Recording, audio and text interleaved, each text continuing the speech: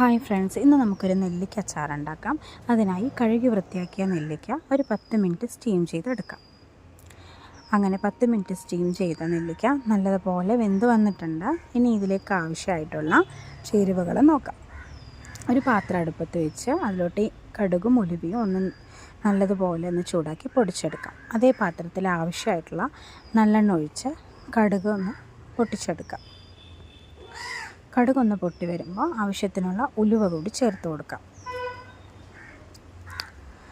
ഇതെനിക്ക് ഒരുപാട് ഇഷ്ടമുള്ളൊരു അച്ചാറാണ്.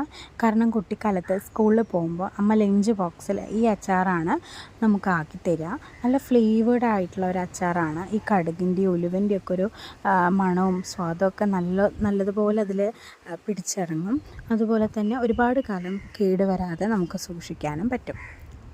അപ്പോൾ കടുകും ഉലുവയും നല്ലപോലെ മൂത്ത് വന്നിട്ടുണ്ട്. ഇനി ആവശ്യമായിട്ടുള്ള വറ്റൽമുളക് ചേർത്ത് കൊടുക്കാം. ശേഷം കനം കുറഞ്ഞരിഞ്ഞ വെളുത്തുള്ളി ഇഞ്ചി കൂടി ചേർത്ത് നല്ലതുപോലെ മൂപ്പിച്ചെടുക്കാം.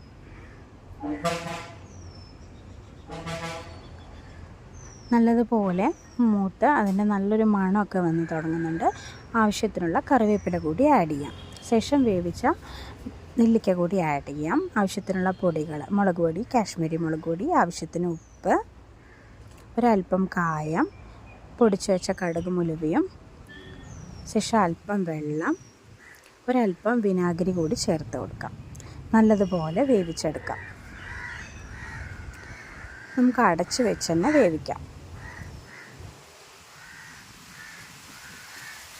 അങ്ങനെ അടച്ച് വെച്ച് വേവിച്ച് നെല്ലിക്ക അച്ചാർ നല്ലതുപോലെ ആയിട്ടുണ്ട്. അതിൽ ഉപ്പും മുളകൊക്കെ നല്ല പിടിച്ച് നല്ല മണം തന്നെ വരുന്നുണ്ട്. നല്ലൊരു ടേസ്റ്റുള്ളൊരു അച്ചാറാണിത്. അപ്പോൾ എല്ലാവരും വീട്ടിൽ ഇതുപോലെ ഒന്ന് ട്രൈ ചെയ്ത് നോക്കണം.